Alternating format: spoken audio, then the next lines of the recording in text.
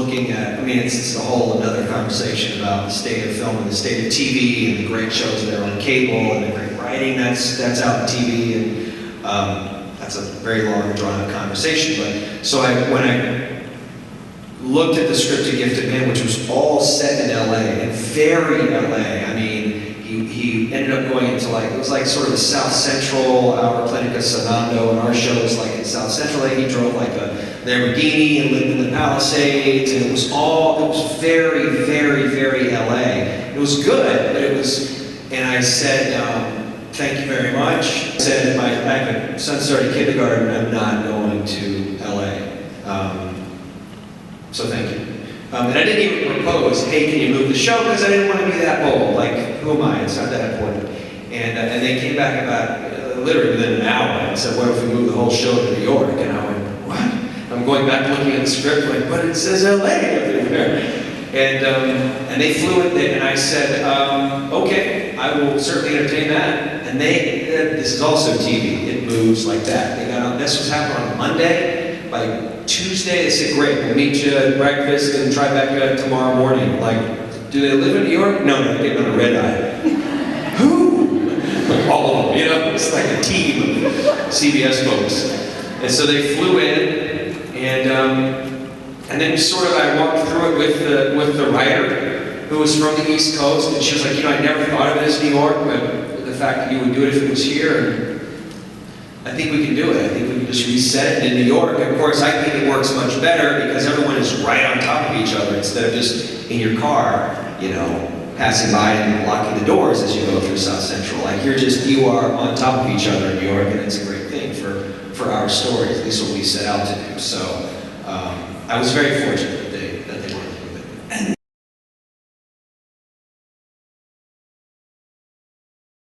No. I didn't, because it was more important to me, and this was one of the reasons that my wife and I got married, was because we're both very dedicated actors and love what we do creatively, but we both wanted a family and wanted it sooner rather than later. And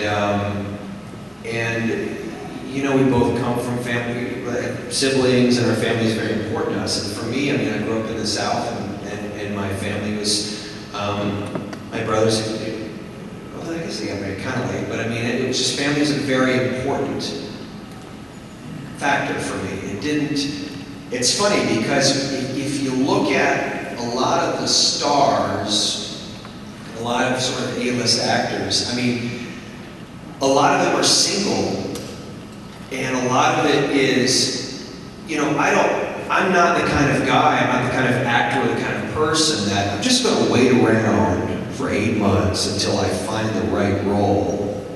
You know, I have a family to support, and I want to support it, and I want to take jobs that are, you know, if it's not close to home, it better be really good. And so my focus just became about family and kids. So I have no misgivings with that.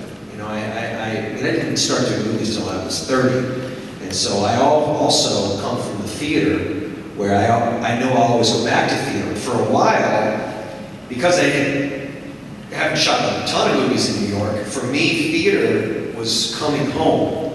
So I knew that I could go, I mean, we literally, it's not to be crass, but I remember half the reason doing All My Sons was, which I did, I think in 08 or 09, was my wife and I wanted to have another baby. So I knew, okay, I wanted to be home in the fall, and it worked. If nothing else, that show gave us a child. No, so, you know, so that's an important thing for me. You know, if it's not, a lot of the reason for doing Gifted Man was to be at home. And if the show doesn't come back, I mean, and I look for theater, a lot of the reason that I look for theater is because I know in this business that does take us everywhere, that I can be locked down for 5 to 6 months. Because it's hard for me to say, I'm not going to take any jobs for 5 months and stay at home. That's not really me. But certainly if I can find a job that's at home, and theater is that, for me, more than not, up until Gifted.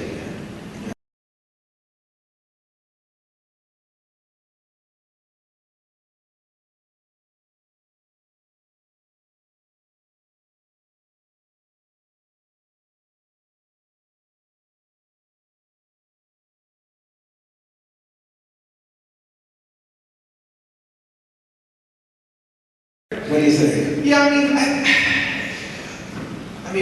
my wife and I sort of joke like, well, you know, I'm semi-famous. And she used to say I was.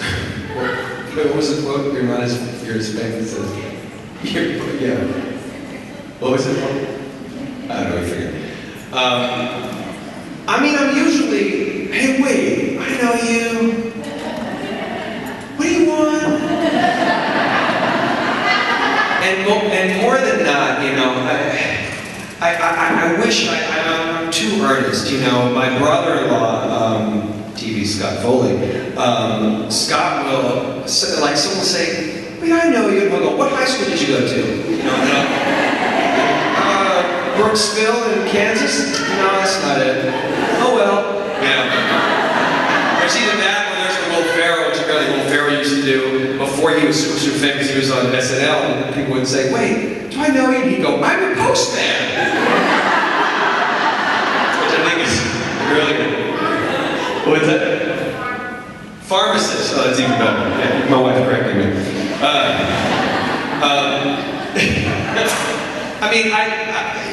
But I get that. I get more, and more. Usually, 99%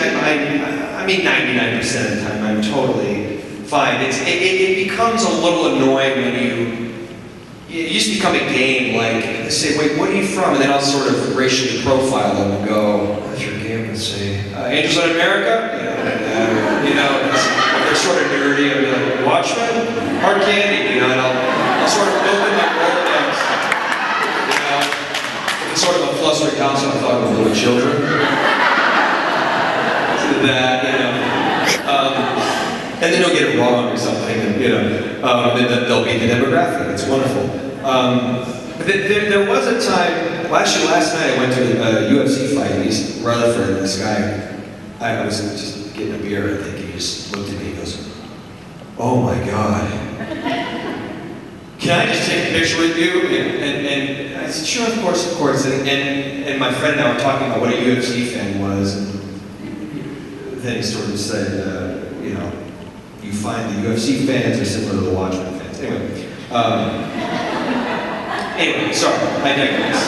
Usually I'm completely okay. It becomes a little annoying when you start to just have to roll and you feel like, why am I doing this? It's happened to me at an airport where guys are like, my wife and my daughter recognize you. Now, what are you from? And I was like, I want to show gift to me. No, that's not it. And then you start going, little children watching Hard Candy album. Please, you know. Now I just say Patrick Wilson, Google it. See?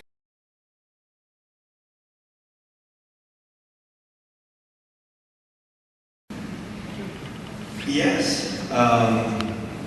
Yeah, my TV show, certainly. As we're facing most likely cancellation, and I think of the conversations that I had with Jonathan Demme and Susanna Grant, and the idea of where the show where we wanted it to go. And I'm not saying that where it went was not good, because I think we did some great work. And I say this, and I truthfully mean this from the bottom of my heart, and I've said this before, one of the greatest groups of actors and greatest crews that I've worked with on my show. You have to have that camaraderie when you're working 16, 17-hour days, 5 days a week, and you know, it's a lot. Great, but creatively, because of the structure of the way, it's not specific to CBS necessarily, it's the way that network television is run. The more actors you talk to, people that are okay with it, you hear this phrase a lot, you just have to give in. And that is just not me at all. And what I mean by give in is, just give in to the process. You can't fight it. The fact that this scene is not any good, and that this storyline is weak, and you know that they're introducing that you have a horn on your head. You know what I mean? It's like, I can't do that. I really have a hard time with that. So I struggle a lot creatively with the show that, and it's weird because the show, there was never a week where you got more than or less than, I think, 8.25 million viewers. Yeah. very nice number. Any cable show, any show on NBC would love to have those numbers, Yeah. but yet you're facing cancellation. For me, now switching gears, for me, it's more about, I've done so many movies, you know, I made like 20, so you think, I would say 15 of them underperformed financially. I mean, the first movie, the first film that I did was The Alamo, which was a colossal financial disaster. And yet for me, 6 months in Austin, being a Western, ride horses, train 18th century, 19th century weaponry, and all this fun stuff as a boy to run around and play army. And yet, the movie comes out and everybody goes, oh, I'm sorry. And then you go, well, I gave 6 months of my life to that. I'm not going to be defined by the fact that, for whatever reason, it just didn't work, you know. So I find myself defending my movies more than, oh, I'm sorry it didn't do that well. Like, well, it's still a good movie, like, you know. I have that on more than not in most of my films.